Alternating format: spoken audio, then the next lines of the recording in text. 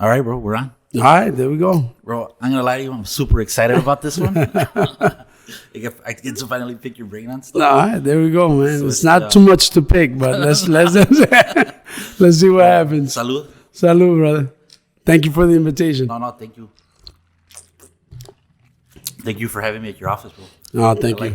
Thank you. Really nice.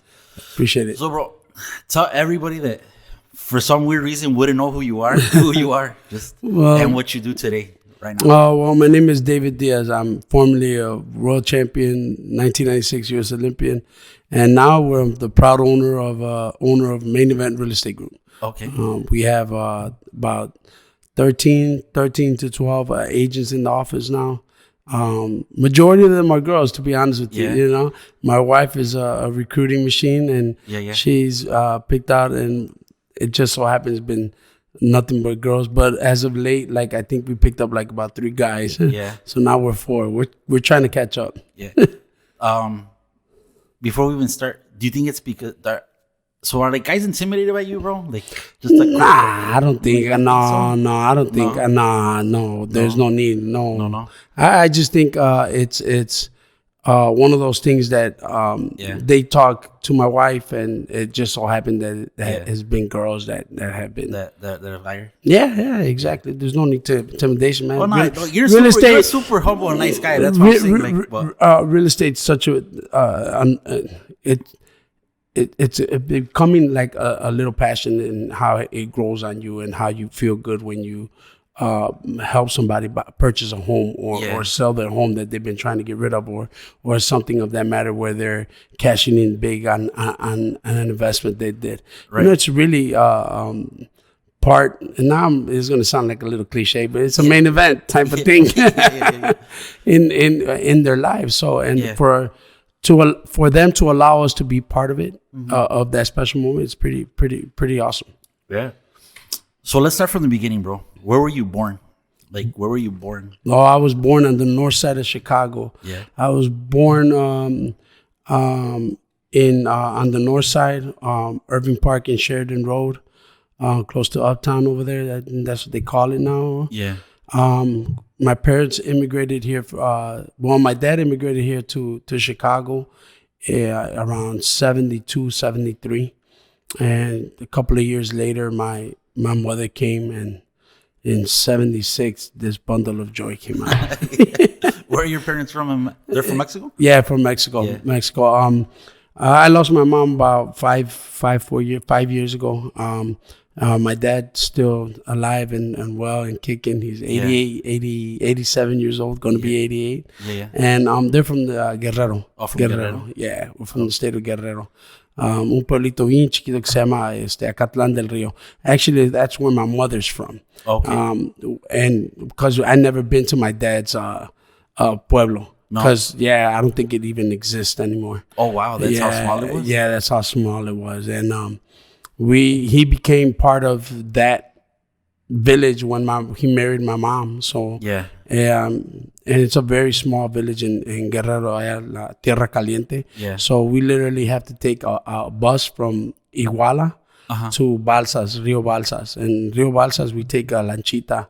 That's about an hour and a half ride up the river or La Presa. Oh, a lanchita, bro? Yeah, bro. No way. So I swear, yeah. Damn. And you could get there by land. You can get there by car, but it just takes about 8 hours longer, and it's all through the mountains. And you know how it is in Mexico. Nobody likes to go through the mountains at pitch black dark, you know. So there's hardly no cars there. It's just literally horses, donkeys, and yeguas. Oh, wow. Yeah, it's a cool place though. Really nice. Really cool. It's really nice. When I went there, I was like about 16, and I was able to go shooting, with La Pareada at night. That's when the deers come and And so they still have deer there. Yeah, they still have a lot of deer there. Iguanas, a lot. And since it's a presa, so like literally my mom's village was in the bottom of the valley, so to speak. Right. And the government ended up making a presa. Okay. A presa. Sorry about that. No, you're fine. Might as well disconnect it or what? No. All right, there you go. There you go. There you go. I told them to stop. No, and so they made a presa. So what they did is that they grabbed the people from the village and told them, "Hey, we're gonna move you up to the mountains, in La Sierra, and there's gonna be a whole like man-made lake, una presa." Yeah, and they moved up there, and now there's a lot of mojarra. And like when I went over there, I was like, "Hey, let's go fishing." I'm like, "I'm not a fishing type." He's like, "No, you're gonna like this." Mm-hmm. So when I went with them early in the morning, I'm like, "All right, no fishing pools?" And they're like, "Nah, man." He's like, "All we do here is just throw out the la red, and bring them in." That's how much they have there. Man, and when's the last time you went there? Oh man, years ago, bro. Yeah, I took. For our like honeymoon sort of with my wife Tanya, she actually visited my the village, my mom's village, while she was pregnant with our first kid. Oh, no way. Yeah, so it was a funny story. It's like when we got to Balsas, we were gonna get on the lanchita, and it's like, it's a capacity of like 9 people, right? But us Mexicans. Caben otro. We're like 20 deep in there with luggage and everything. So when Tanya took out her life vest, she took out a life vest. Everybody started laughing, making fun of her. And we were just like, she took it with her? Yeah. You had told her already? Yeah, I told her what we were gonna do. Yeah. She's like, "Oh, I'm taking my my life vest." I'm like, "All right. Whatever," Yeah. And so when we were driving, the gas ran out. So we everybody's like, "Oh my God, this and that." In la lancha? In la lancha. And then Tanya's like, "Oh, not so funny." So it was a nice little joke and stuff. Yeah. But yeah, she went there and and it was pretty cool. It's different for her, but that was smart of her though. You know why? Because this time when I went to Thailand, like none of the guys knew how to swim, bro. So like maybe like 2 of them knew how to swim. Éramos 6. Mm-hmm. And I took like my fins, and I'm like, all right, like if someone falls out the boat, I could get to him fast. Nah. But then I'm like, man, like I should take my life vest, because like, here on the lake, like I always take it, and it's cool to just like have it on and just wade and just be in the water. So I was like, man, like if I take it, people are gonna make fun of me. But not. I regret not taking it. Not taking it. You never know, man. Yeah, you never know. But that's how it was with her, and we all started laughing. But obviously, my primos, they had gas right there, so they just filled it up, and we got to where we need to get to. Dude, that sounds really cool. Yeah, it was actually pretty cool. Yeah, it's a really cool place to visit, and like obviously since it's in La Sierra, so it's isolated, right? So like. Yeah, it's pretty much isolated. Yeah, it's pretty much isolated. So the food's amazing, or what? The food is natural, bro. Yeah. Natural huevo, natural chicken. Yeah. And another funny story with Tanya, she was helping my Diaz, my cousins. My cousins cook the pozole and like taking out the corn? The corn, Yeah. taking out the thing. So then she was wondering, it's like, hey, what are we going to eat? So then she asked, she's like, ¿Qué vamos a comer? And she's like, oh, them right there. And they tied 2 chickens like together. She was like, holy crap. But then she just like, I just want eggs. She didn't know. She already grown attached to the chicken. Yeah. So you were born there, bro, and then so you grew up on the north side? Yeah, I grew up on the north. I always been on the north side. Like after there, we moved to, after like about, I think it was like 4 or 5 years. We moved to Belmont and in California, Sacramento area. How did your parents end up there? Like, was there a lot of people from Guerrero there? Yes, I think so. See? Yes, that's what it is. I think everybody from Guerrero went up north, and because there was cousins and primos and step, like second cousins, third cousins that we all knew, and like family from Guerrero came there. Oh, wow. Yeah, because I grew up on the south side my whole life. Mm-hmm. So like we had maybe like one relative on the north side, and it was like rare. So like you always thought like there was no Mexicans on north. But the older I get, bro, and the more I get to know people. Yeah, there was a bunch of Mexicanos. There's a lot of Mexicanos, and there's still more Mexicanos up north. Yeah, deep north, like really? Yeah, always Broadway, Foster area, all the way down there. There's a lot of Mexicanos over there. Yeah, I feel like I haven't got it. I have to start exploring the north side more. Yeah, north side is a beautiful side. So where did you go to school? I actually went. Grade school was Carl von Linné. right there on Sacramento and Belmont. Yeah. Went there actually when I was in 6th grade. My dad actually decided to buy a house in the Humboldt Park area. Okay. Which is a little bit south. Yeah. And south from where I am, but it's still the north side. And my dad bought a building there, in I think like 85, something like that, 85, 86 or something. And then we moved there to Humboldt Park area. Okay. But I still took the bus to Lene, and I graduated from there in 8th grade. I ended up going to Steinmetz, which is up here, up north también. And I was on a 5-year plan. I always tell people I got my master's in high school. There you go. That's a nice way to do it. That's what I tell everybody. But I was on a 5-year plan, but I ended up graduating from Schurz High School. Okay. Schurz High School. Did you have a job while you were in high school, or? I had one job. Yeah. One job as a mover. As a mover? Yeah. So this is what happened. My senior year in at Steinmetz, I didn't do too good because one, I didn't go to school hardly at all, and now that I reflect back on it, it was really dumb. Yeah. Because I only needed 2 credits to graduate. It was just one of those things, man. That it's not that I was doing anything bad, but I was just like falling off, like just not finding my way. Yeah. And my dad tells me in May, he's like, "Hey, aren't you gonna graduate this year?" And I was like, let me tell you something.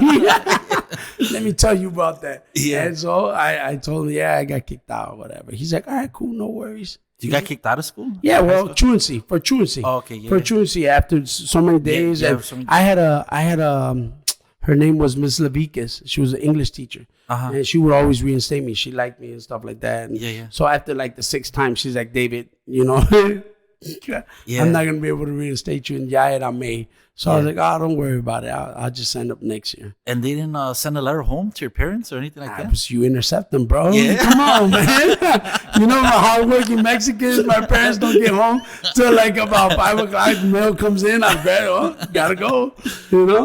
That's how you do the interception, man. That's how. Yeah. And so he told me, he's like, all right, cool. He's like, since you got 2 months of 3 months of summer vacation, he's like, you're gonna get a job. He's like, and you're gonna pay me rent. And I'm like, all right, I'll pay you rent. He's like, but not monthly. He's like, every week you get paid, because by month you're not gonna feel the sacrifice. Yeah. And I was like, all right, I'll pay you. I'll give you your money. So my bright ass brother, my oldest brother, he had a friend who had a moving truck company. So he asked him if I could get a job there. Since I had a license, he's like, yeah. Boy, man, that was a beating, bro. Yeah. That was hard work, man.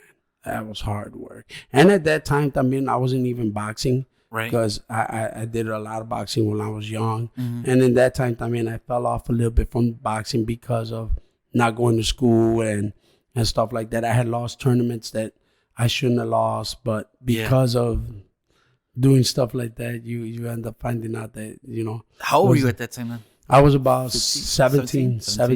Yeah. 17. Yeah. I was going to turn 18. That year, I was going to turn 18. And how were your parents? Like, were they tough on you in regards to education and stuff like that? Is that something that they inculcaban all the time? Right. They would tell me, you got to go to school. Yeah. It was always like, because I was born here, right? Yeah. I was born here. So my parents, my mom, my dad were always like, hey, you're from here. You got to do better than everybody else. You got to leg up. So work your ass off, go to school. And because I was boxing, they were like, well, do your boxing thing. And it was going real well for me in boxing. And but like I said, that time I slacked off a little bit and fell off the boxing scene, so to speak, after doing a lot of things really good. Then during that year, I fell off. I didn't do what I was supposed to. Didn't win. I entered tournaments, but I didn't participate in them because lack of confidence in doing certain thing in workouts. Yeah. So I ended up just having partying a little bit and not doing good in school. So I ended up getting that job. So during that summer, I worked my butt off, man. Pero I would work from Sunday to Sunday, man. Oh, 7 days a week? Yeah, because lo que pasaba es que the company, you know how it is, bro. They hired me because I was a driver. I had a license. I have a driver's license. Pero they had other like Mexican guys that didn't have socials. Right. Right? And they would get paid cash. Right. So for every move they would do, they would get like $50. Right. Right. So they wanted to hustle. They wanted they wanted to do like 3-4 moves a day. I was like, listen, dog, I get paid. I get my check on Saturday, bro. I don't need to go and do all this stuff. So I don't need to be hustling yet. But they were all like, come on, man, David, man, we need the money and this and that, you know. Yeah. Pay that guilt trip. So they were sucking me into doing an extra job here and there and stuff like that, especially on the weekends. Yeah. Yeah. So on the weekends, ellos querían hacer 3 y 3, so that's $150 on Saturday and Sunday. It's $300 for their week. You see what I'm saying? So some of them would come in and stuff like that. They'd be like, hey, come on, David. And I'm like, oh, man. So I never even seen the money, bro, to be honest with you. Yeah. I never had like to say, okay, yeah, I could work and show off. So how much would your dad take from you? Like, would take 90%, 100%? Man, he would take at least más de la mitad, bro. Yeah. Because I would end up with like, it was like a $275, 200, and this entonces, almost 350, I think it was, that I would get. So he would almost take half, bro. So que me quedaba nada. And then since I was working Saturday and Sunday, no disfrutaba. Right. You know, I didn't. No, yeah. I didn't do it. So dude, like, that's why I realized, I was like, hey, that manual labor stuff is that's some hard stuff. So my respects, guys. Did you what was the life lesson that you learned there? Like, did you learn anything from those guys? Like, just in regards to just working hard, or I picked was that the work ethic. Yeah, definitely an eye opener. I don't want to be working for a guy that makes more money. Yeah. You get it? Yeah. He's the one that makes the money, but he's in his office relaxing. Yeah. While I'm out there busting my butt, he gets more than, like, let's say that they get like out of all those moves, he makes like what? $2,000-$3,000, $4,000. What do I get? $300? Come on, man. You know. So you learn from it that, you know, being a business owner is better than being an employee. So that always stuck to me. And obviously with the boxing thing as well, you're your own boss in the sense, like, you're your own person. If you don't perform well, obviously, you know, you're not gonna get paid. You're not gonna get recognition. You're not gonna move on in the boxing world. So that brought me back to, all right, let's go try this boxing thing out again. So let's go back to the boxing, bro. Like, how did you start? What made you start boxing? My dad. Your dad? Yeah, my dad. My dad, he said that when I was a young little kid, I was always throwing punches. I was always wanting to fight and stuff like that. There's stories there that also my brother used to make me fight with some other kids when I was young. Yeah. You know, 4 or 5 years old, 6 years old. No me acuerdo, you know? Yeah. But my dad is the one that said, take him boxing. And when I went boxing, the very first day we got in there, I asked the coach, hey, I want to box. He's like, oh, yeah. I'm like, yeah. And he goes, okay, get in the ring. I'm not going to say I beat the guy. I know I didn't beat him. Yeah. Pero I hung in there. Te defendiste. Yeah, me defendí. I hung in there. I didn't back down. Yeah. So that's why the coach said, okay, I'll train you. How old were you then? I was about 8 or 9 years old. Yeah. 8 or 9 years old. Did your dad box before? No. No? Mm-mm. Was that something that he just... He loved boxing. Yeah. Yeah. Now he loves soccer. Yeah. So you would have been a soccer player? Yeah, man. I'm like, man, that's all he watches now at home. Soccer. Yeah. La European, you know. Oh, the European. Yeah. But yeah, and then I just fell in love with the sport of boxing. I just loved it. Yeah. I loved working out. I loved fighting. I loved winning at times. And obviously my first fight that I fought, I didn't win. I ended up losing. Yeah. And so that even made me more to want to do it even more, because I would want to get a rematch with that guy, and we did. Yeah. And we beat him. So it was just that instinct in me. I wanted to do good. I wanted to do well. How many amateur fights do you think you had? I think I had close to like 195. Oh, wow. Yeah, I had a lot. Yeah. I had a lot. And I had like about 15, 20 losses. Yeah. Yeah. Did you travel a lot when you were a kid? Yes. Yeah. Well, we did. What gym were you at? The Park District. Oh, okay. It was a Park District. I started off at Wells Park. Okay. Then from there I went to Clarendon Park. Mm-hmm. And from Clarendon Park I went to Hamlin Park, and that's where I stayed at Hamlin Park. What was it? Was it güeros, morenitos, mexicanos, everything? Yeah, it's everything. Back then it was everything. Everybody boxed. Yeah. Everybody boxed. I'm talking about güeros, morenos, Spanish, especially Mexican people. What year was this? I'm talking about 85, 86. 85. Yeah. How was the Chicago boxing scene back then? Like phenomenal. Bro. Yeah. Oh yeah. We didn't have little sissy. No, man. We didn't have little kids that. Oh no, I don't want to box. No, dude. Yeah. There was we had good fighters, man. A lot of great fighters. The sport of boxing wasn't frowned upon back then. Right. It wasn't frowned upon in the sense that it was a brutal sport like it is today.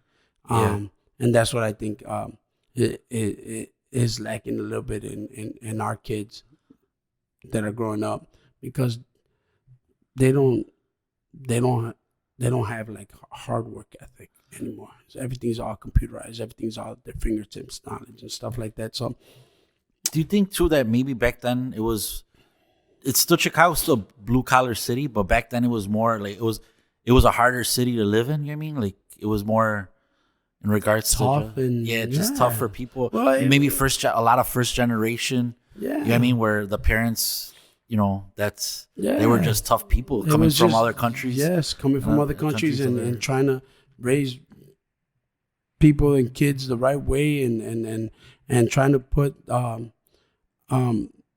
their work ethic into them and reprimanding them for doing things that they're not supposed to do. Yes, I believe that wholeheartly. It's like una chancla once in a while is not that bad. Yeah. And what would your dad tell you, like when you started boxing when you were little? Do you remember? Well, just work out hard. Yeah. If you want to win, you got to work out harder. There was times that I would tell my dad, man, I'm tired. I don't want to go. He's like, well, it's up to you. The guy that you're gonna be fighting next is gonna beat you because you're not working out. Yeah. He's like, you signed up for something, you gotta finish it. Yeah. So that's what I would do. I learned my work ethic or work from him. Yeah. He worked hard. He was a hardworking. What did he work in? A funny thing too, because with the boxing, and then I like at 15, 16, I got a car. Like my dad bought me a car, and so I could take him to work and I could go to the gym and stuff like that. Yeah. So when my friends would come to my house, they would see all these trophies. Yeah. Right. So they would be like, "Oh man, that's a lot of trophies, yada." And I'm like, "Yeah, whatever."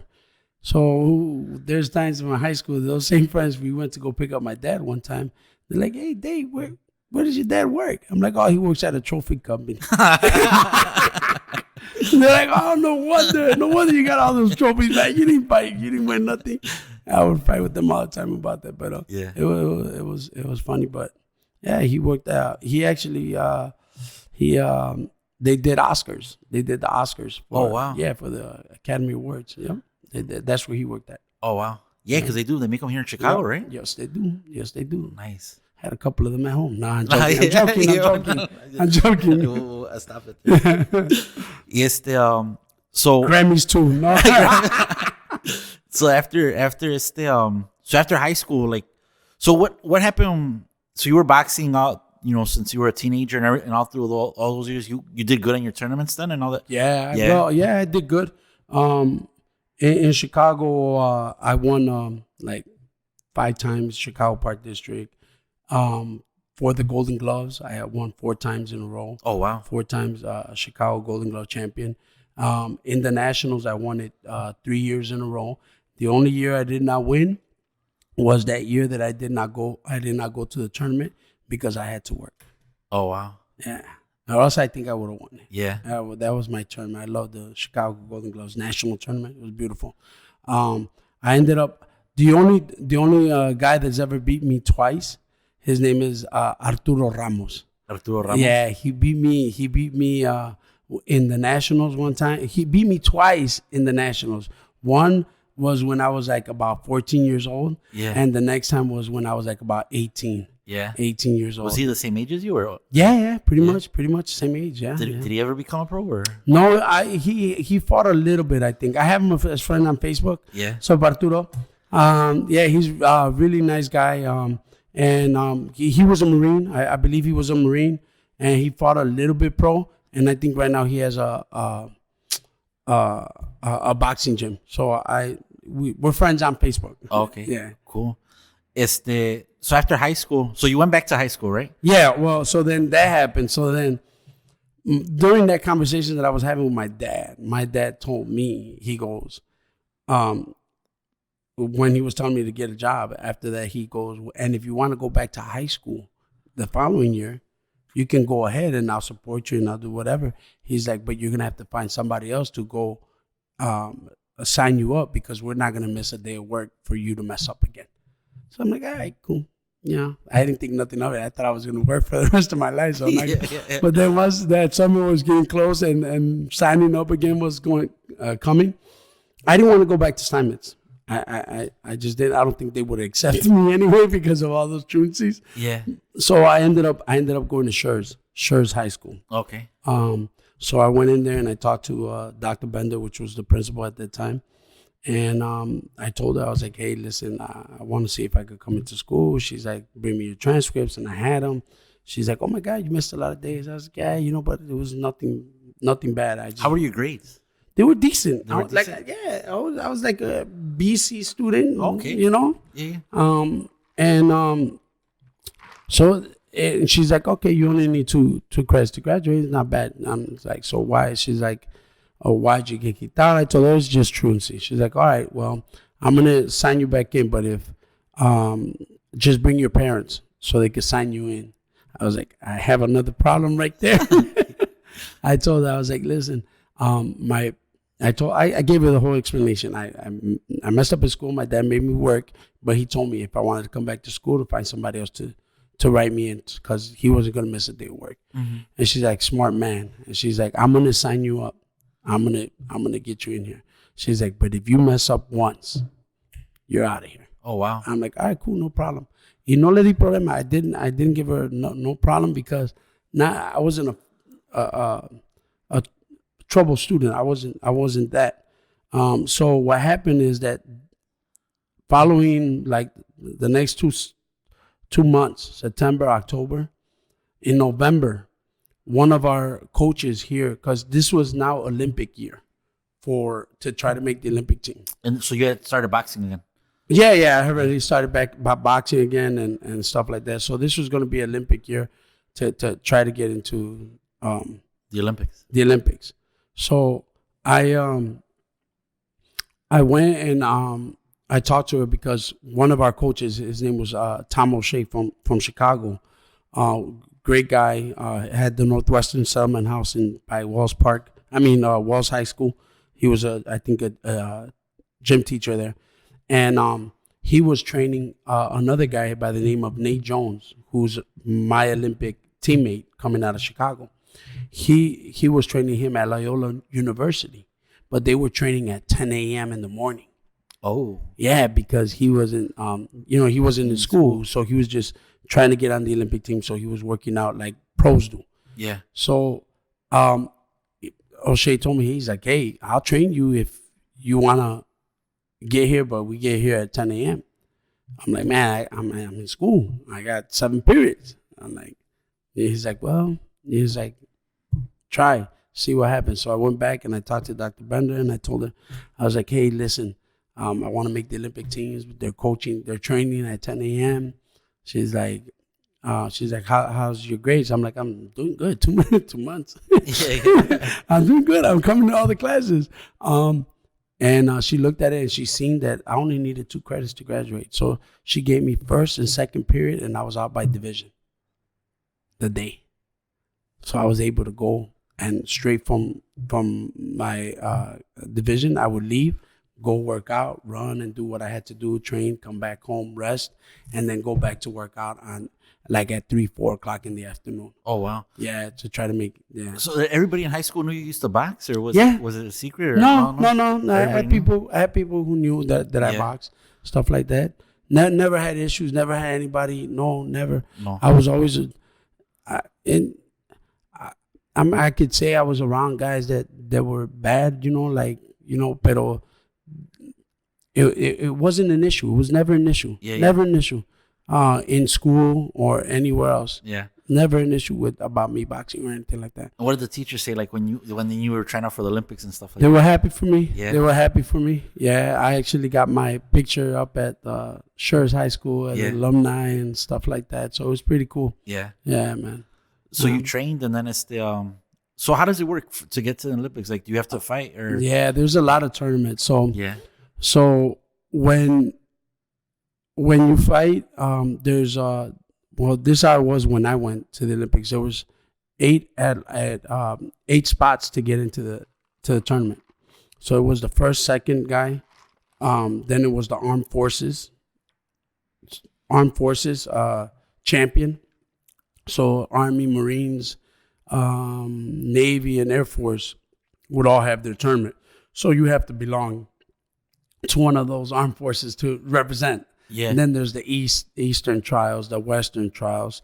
Then there's national tournaments that's like the National Golden Gloves, the PAL Athletic League championship, national championships. Oh, wow. So you have to go through those fights or those tournaments to get into the Olympic trials. So how many guys do you think? In 1 year, I think we fought like about 20 to 25 guys. 20 to 25 guys? Yeah, to try to make the team. Yeah. And it was 3 rounds each fight? 3 rounds each fight. And so, like, my last shot to try to make the Olympic team was the Golden Gloves, the National Golden Gloves. Mm-hmm. I obviously won the one here in Chicago, and then I had to go fight in Ohio, Cleveland, Ohio, I think it was. Yeah. For the national tournament. And that's the only way you get into.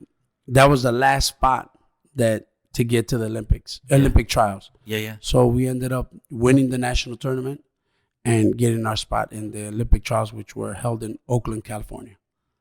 And we went over there, fought over there. We beat Zab Judah there.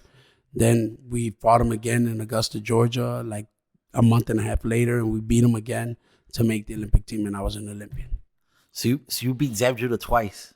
Twice in the amateurs, yeah. Yeah. Yeah, twice. And was he fast like everybody said? Yes, he was. He was fast. He was fast. Yeah. Yeah. I lost to him in the PAL national tournament to try to make the Olympic team. Yeah. That year too as well, in 95. Yeah. We fought in the finals and I lost to him there.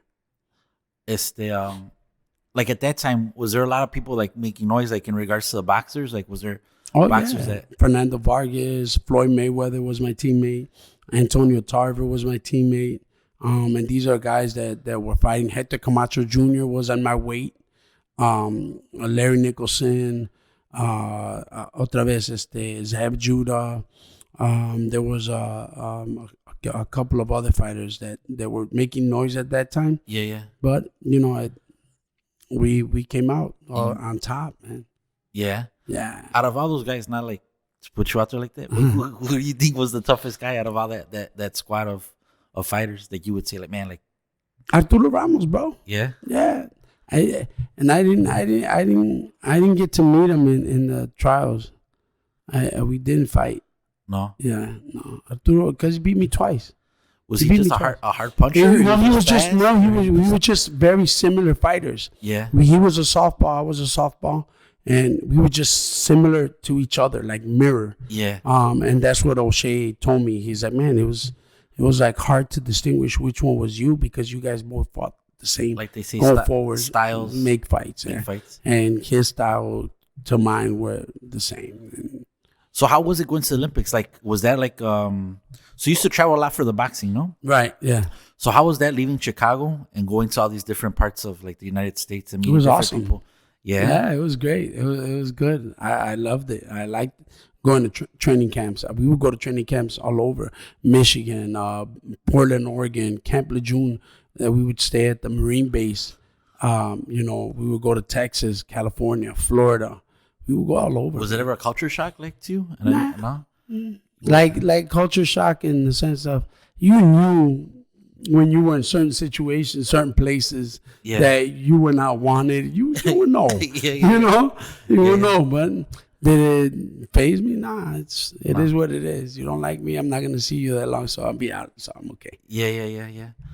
And how was the food traveling? Was that hard or? Yeah, it was hard because I was a fat little Mexican, and I would always have to run, so I had to constantly diet a lot. Yeah, I would like sometimes put on plastics to try to make the weight and all that stuff. Yeah. You know, so it was pretty interesting. And where were the Olympics that year? 96 in Atlanta. So they Georgia. were here in the United States. Yeah. How was that? It was beautiful. I like as a young kid at 15 years old when I first started, like, I want to be an Olympian because of Barcelona, De La Hoya, and all of them.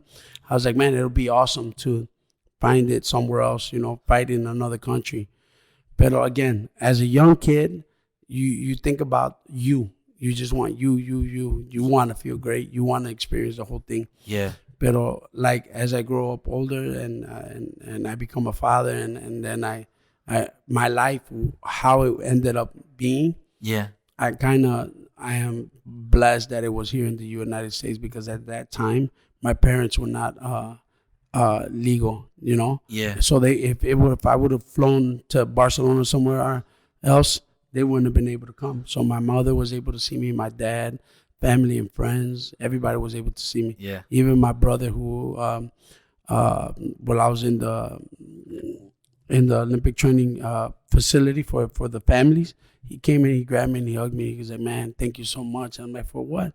He's like, never in a million years he's like, I always wanted to come to the Olympics. He's like, but never in a million years did I expect to have a family member in it. He's like, thank you so much. I just brushed him off like, man, get off of me, man. I'm fighting in 2 days, man.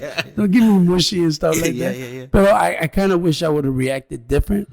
Yeah, well, because and my brother unfortunately passed away a year later, a year and a half later. Oh wow. Yeah. So it's something that stays with me. But I know he knows that how I was because I was a grouch. When I was boxing and I would have to make weight, I was a grouch. Yeah, it wasn't happy times, right? No, I was not. So did you get a medal in the Olympics? No, I didn't. I ended up losing to Octay Urkel, German guy who won silver. All right. Yeah, I ended up losing to him, but what can you do? Yeah, it's the So after the Olympics, bro, like, at your parents, I'm sure they were super proud of you and all that other stuff. Where did you go from there? From there, after the Olympics, I actually ended up signing with a manager from Florida, South Florida. Okay. And they wanted me to go down there and train with their group. In hindsight, maybe everything happens for a reason, right? Right. And I felt like I'll do good. I'm a good worker. I work out hard. And so I told my dad, I was like, hey, Pops, they want me to go down there in Florida. I'm like, I've never been alone, like, without my family. Right. I'm like, would you go down there with me? He's like, yeah, I'll go with you, and be over there. I'm like, all right, cool.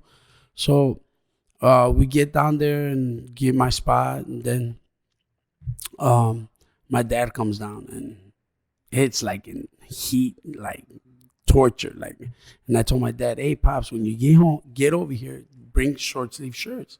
And he's like, and I'm like, because it's very hot, humid down here, you're gonna feel bad. You need short sleeves. He's like, man, yo pescaba lechuga in Salinas, California. Man, it was horrendous over there. I'm not gonna take this here. Yeah. I'm like, so we trained in a garage, bro, with a tin roof. Oh wow. Yeah. So it was hot. Oh my goodness, it was very hot. So I kid you not, man, like 10 minutes into the training, he was knocked out. I was like, hey, he's like, oh, it's so hot in here. So would your dad train you or no, he was just there for support? Just for support. That's it. And so once he only stayed, he was supposed to stay there for about a month. He only stayed there for a week. Yeah. And he's like, I gotta go, man. It's too hot here. And he left. So then what happened is that you didn't have nobody telling you what to do down there. Yeah. And South Florida is South Florida, bro. Yeah. It's a nice area. Yeah. So I started visiting the clubs and doing all this stuff. And you were pro at that time, so you had gone. Yeah, I already had gone pro. I already had turned pro. Yeah. I was just started having a good time and understanding, sort of like what celebrity status you get down there. You're an Olympian.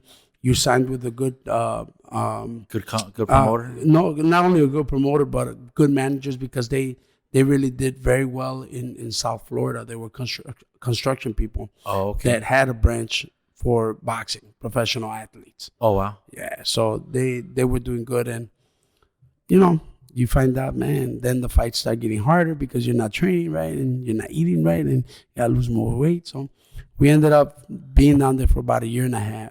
Then I decided to come back home. Yeah. And then just give it up for a little bit. And then find my way, so to speak, again. Yeah. And then we ended up getting back into boxing. And all has to do with my wife, Tanya. I had actually met Tanya before I left to Florida. Okay. Before I left to Florida to turn pro, I had met her. But nothing never happened of that. So when I came back, one of my friends liked her friend. He's like, hey, I seen Tanya and Evelyn the other day. Why don't you call them up and we'll get going? So when I called her up, she's like, hey, yeah, okay, let's go out. Yeah, let's go. So when I seen her, I was like, ooh, you know. The first time it was like, hey, all right, you know, David Diaz, the Olympian, you know. You want me? No.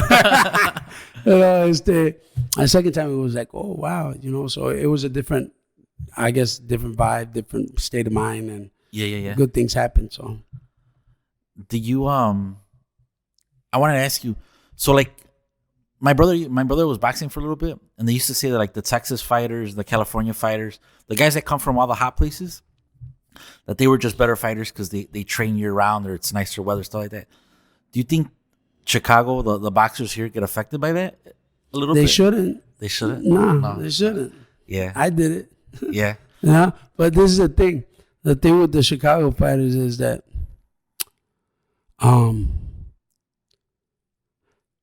I don't know them personally, right? I don't know, you know, some of them I do, some of them I don't. But I think more, how can I say this? Like more emphasis needs to be on their training. They got to work out harder. They got to be in better conditioning. That's what I see. I see a lot of amateur fighters that get tired right away. And I'm not going to say my fighters are the best because I got fighters in Cicero. I'm not saying that either because my guys even slack. Right. And that's the thing that I see in general, that a lot of the fighters nowadays think that just because they go work out that they're the best. Nah. It's a lot of work. You got to put hard work into it. Right. You got to sacrifice. And it's not just coming to the gym and working out. It's working out at home. Right. Waking up in the morning and doing that run, whether it be outside or you have a treadmill. If you're blessed to have a treadmill, then hit the damn treadmill. But if not, get your ass outside and run because it's the best thing to do. Will you run outside? All day, every day. But I had to run into the season. Like I couldn't run just like at a December, like get up and go run. No, I would have to be running this October outside so I could gradually work my way into it. Get in the cold. To adjust to it. Yeah. So then you come back, you meet Tanya.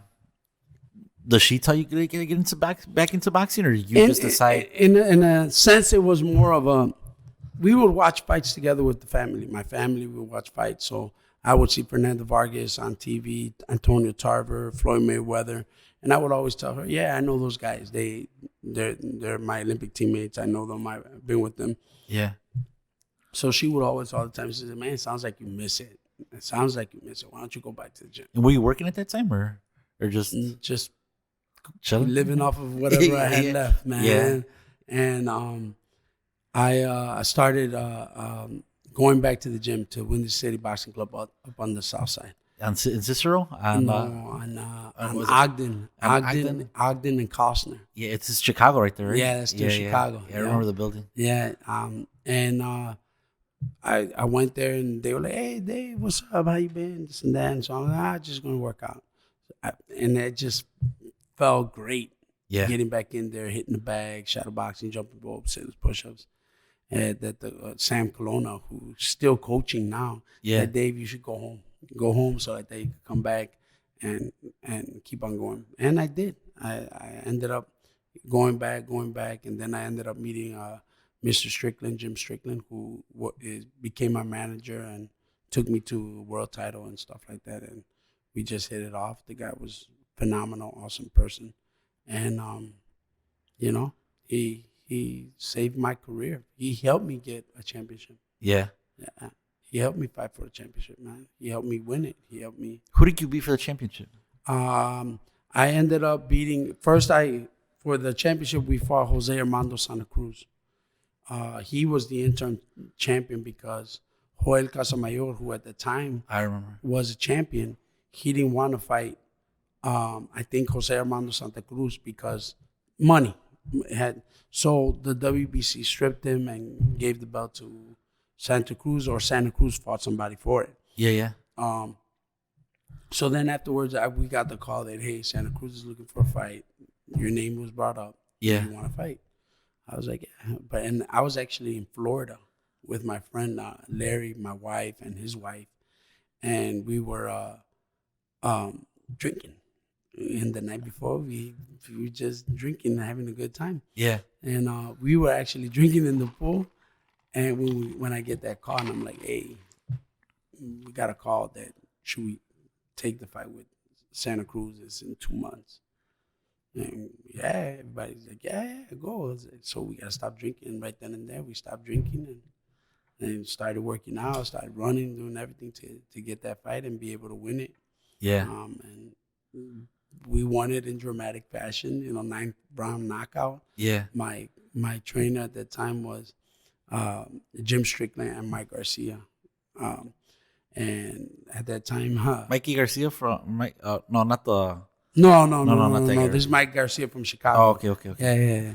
And in the 9th round, my trainer goes, David, we need a knockout, man. We need a knockout to win this. And Mike Garcia is like, no, we need a epic knockout, man. You got it. So I got pumped up. I don't know what happened. I just went over there and went at him harder, and we knocked him out, bro. How important do you think it is, bro, for corners to tell their fighters that they need a knockout? Because it's true, yeah. Yeah, because I see them sometimes, you're watching it, and they tell them, no, you're fine, or they don't tell them the realistic or what's going on in the ring. That's a bad corner. Yeah, it's a bad corner, man. Yeah. It's a bad corner.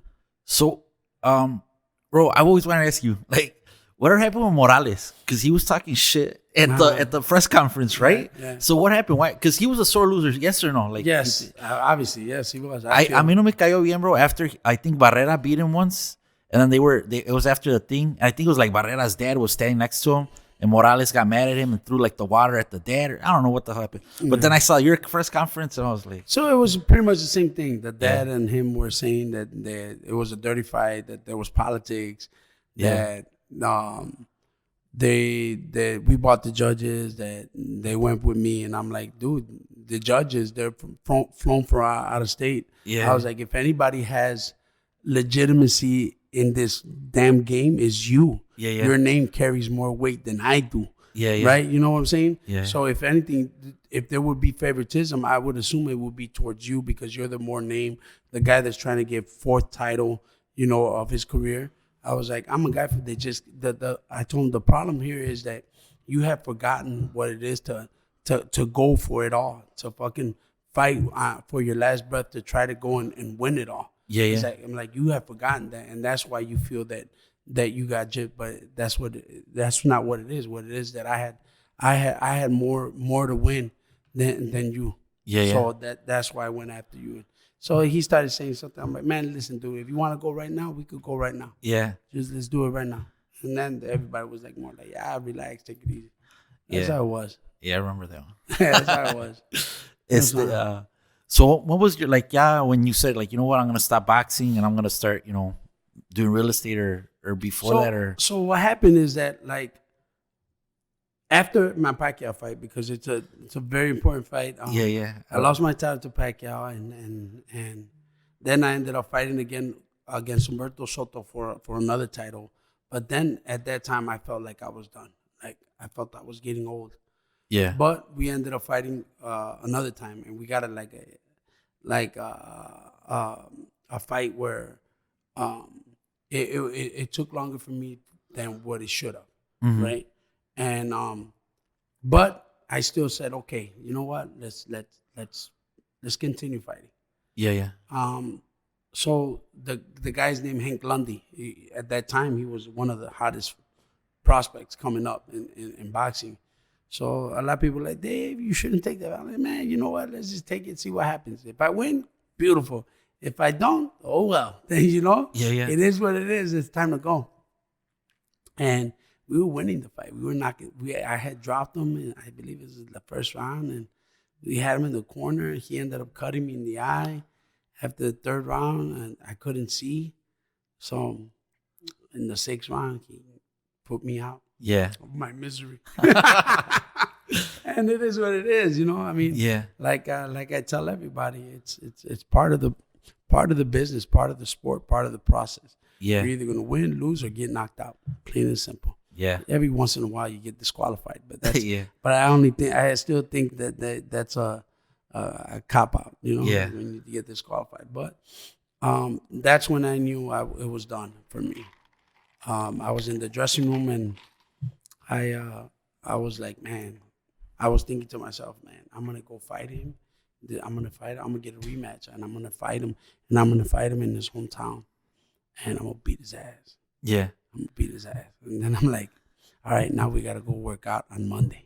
I was like, oh man, forget it. I quit. I'm retiring. I'm done. So it wasn't until 2 months later that I told Tanya, hey, you know what? I'm gonna retire. I'm done. I'm tired. I don't want to work out. I want to. How old were you at that time? I think I was 30, 35, 36. Yeah. It was time, man. Yeah, because for fighters, what's the prime age, do you think? Like when you're between your 20s, if you come in at 18, 19 as a pro, right? You start learning a little bit, but your 20 to 25 is your medal. Yeah, medal mole, like and it's a short lifespan. Yeah. There's rare guys like Mayweather. Yeah. There's rare guys that stay on top forever. It's very rare. But for me, it was, again, I had I was off for 2 years from boxing, and at the beginning I didn't take it seriously, and then you had to work your way back up. Yeah, so it was a good career though. I can't complain. Yeah, I can't complain. Could complain about the bank account, but can't complain about the career. It was great. Yeah. It was great. Where did you where was the farthest you traveled to go fight? For boxing? For boxing, yeah. For boxing, I went to Australia, but that was to work out with a former champion. His name was Costa Zoo.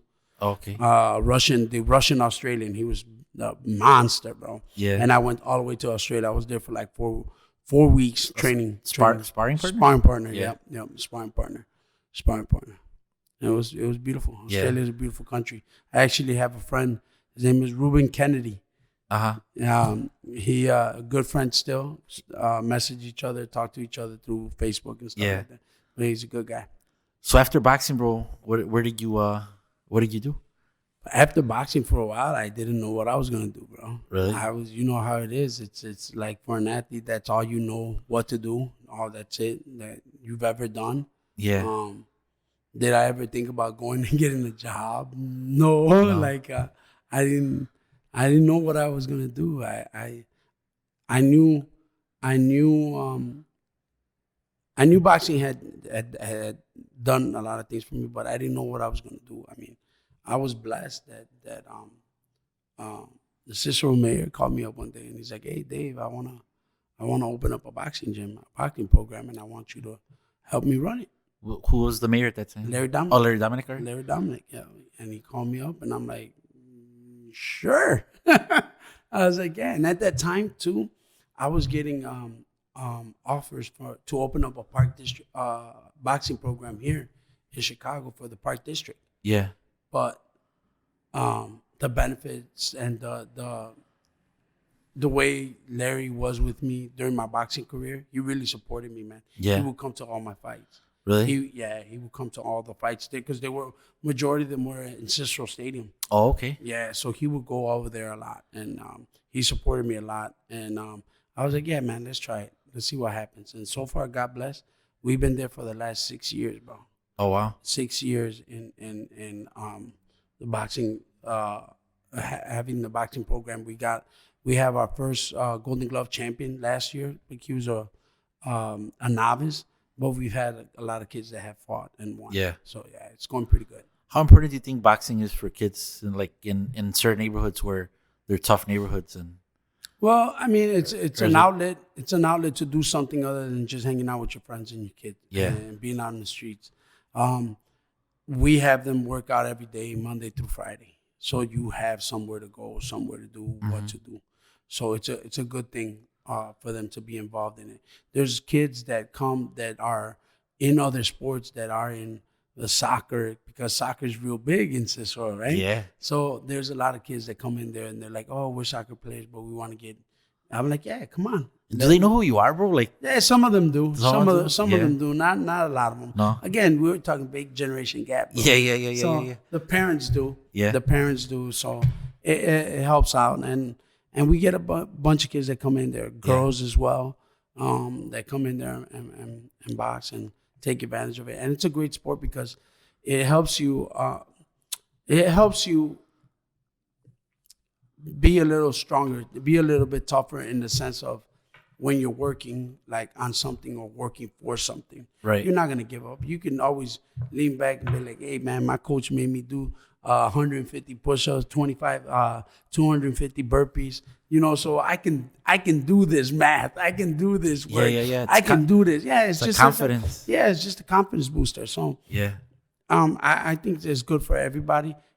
I think everybody should try it at least once, just to find out and see if it's something they should do. I agree with you, bro. And the only reason this is gonna sound fun. Well, I think you'll understand it. I think everybody should be punched in the face at least once, bro.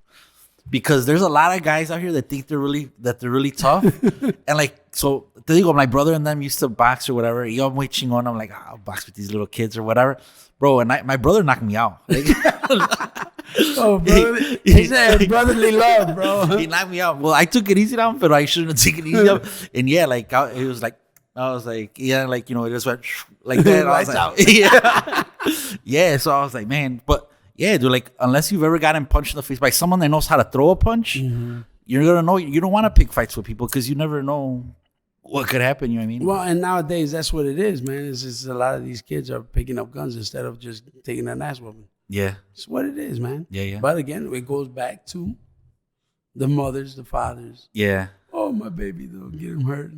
Yeah. You baby your kid could come out to be something else. I mean, let these kids suffer a little bit. Let these kids fall down on their face and let them get back up, dust themselves off and move forward. I've done it. You've done it. I'm pretty sure you've done it along your career. Yeah. I've done it many times. Yeah. And we learn from it, and you gotta learn from the pitfalls that happen in your life or the mistakes that you made. You know, not to make them again. Right. So there has to be some accountability on these kids. All my kids from boxing, I tell them, man, I'm like, your parents signed a waiver. Yeah. I get to pull out the belt if you guys don't behave. Yeah. The kids look at me. You know, because the parents don't do it. They don't. But obviously, it's a joke. I joke with them. Yeah. But I always tell them, you know, to push forward, try hard, do great in school. Like I tell all my kids that come into boxing, not everybody, this might not be the sport for you, but at least it will help you to get confidence, to believe in yourself that you can do. If you can do this, you can do anything. Yeah. If you go through my workouts, you're going to be able to go through everything. You're going to be able to go through anything that life throws at you. Yeah. You just got to work hard at it. That's it. So 2 questions, bro. I always ask you. Well, yeah, let me ask you those questions first. What did you want to be when you were growing up?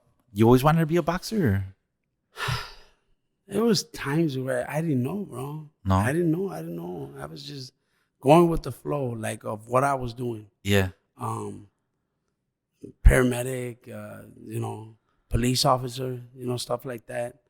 Ran through my mind at times. But the more and more I worked out, the more I won championships, the more I won things, kind of sort of knew this was going to be my way. Yeah. Yeah. And one of my best friends, his name is Jose Rodriguez, compa Pepe. He's been my friend since we were in second grade. During that time that I had fallen off, and then I wasn't going to school. I was working and stuff. I had a conversation with him, and I told him, I was like, yeah, man, I think I'm just going to give up boxing, And then he's like, well, what are you going to do? I'm like, I don't know, man. I'm going to go to college and do something, study. Yeah. Se agarró una pinche carcajada. He's like, ah! Started laughing in my face. Yeah. He's like, David, you and I know you're not college material. You're on like school. He's like, you've been doing boxing since you were a kid.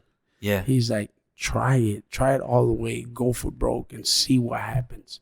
At least you're not gonna be back there saying, oh, what if I would have done this? What if I would have done that? Yeah. So we did it, and look at what happened. You know, so boxing has always been my life. Right. I mean, I always had boxing in me since I was a kid and growing up. Now boxing's in me because I help kids work out, win fights and stuff like that. Would I ever go into training professional fighters? Nah. No. Nah. It's too much work. Yeah. Too much work for kids nowadays or people nowadays that don't want to put in the hard work. That's just it. Yeah. They don't want to put in the hard work. I didn't think about. This is another question. Do you think social media has changed the boxing game and the fighting game in general? Of course, because everybody thinks that just because he hits the bag and throws 1,000 punches in 2 minutes, he's an awesome fighter, or hits the pad, or they move the pads real good and the pad. It's not until you actually see the person fight that I can judge. Yeah. That you see videos of little girls, little boys hitting the pads and doing all that, and it's great. It looks good. It really does. But let me see her after 1 or 2 fights. Right. Let me see them after 1 or 2 fights and see how really they react to that. It's totally different. And then it's the so how did you get into real estate? Or so the funny thing is that when I started getting back into professional fighting, me and Tanya got married, right? Mm-hmm. And I started doing the pro boxing and stuff like that. That's all I was doing, pro boxing. So around 2005 or so, I think she started in 2004 or 2003, somewhere like that, her doing real estate. So she got pregnant like around 4 or 5, something like that. And 2004, because I think we had our kid at 5. So I would go with her on showings, and I would see her interact with the clients and stuff like that. And I'm like, it's easy. I could do this. I could do it. So we always challenge each other, and I think that's what keeps us going, strong, is that we challenge each other and we care about each other and we push each other to do better. And she's like, go ahead, get your license and see what you can do. Yeah. So that was while you were still boxing? Yeah, that's why I was still boxing, because boxing was up and down. So I didn't know what was gonna happen. So I got my license, and I had it all for 1 year, man. And in 1 whole year, you know how many sales I had? 1? 0? Zero. I didn't have nothing. So but what happened is a lot of the good things for boxing started happening for me. Started getting fights, started doing stuff. So I really couldn't do it. I probably could have, but I was always so tired. Right. Because I would work out like 3 times a day, every day. Yeah. So, wow. Yeah. So I would have my morning workout, like 5, 6 o'clock in the morning, go run. Then I would have my 10 o'clock to like 1 o'clock workout, boxing workout, come back home, eat, sleep. Then I would have my weight training program in the evening. So I would alternate and stuff like that with the weight training program. But it's just, I was always tired. I was so working. You would cardio in the morning, boxing in the middle of the day, and then weight training at night? Yeah. Mm-hmm. And then, so then that's why, it didn't materialize, or I didn't put that much effort into it. Yeah. So then my boxing career took off and everything. And it wasn't until after I retired that again, we started working with Cicero Stadium. And during the mornings, I wasn't doing nothing. Like, absolutely nada, bro. Yeah. So I was just waiting to go to the gym and obviously do what I had to do. So she brought it up again. Why don't you get your license? Yeah. And I was like, all right, cool. So I went, I got it, and I haven't looked back ever since. No. Yeah, and now look at, we got our own office. That's awesome. We got our own office and doing pretty good. Can't complain. So last question, bro. What would you, David, today sitting here right now, what advice would you give David back in the day growing up in the city? Get into real estate a lot sooner. Yeah. Yeah.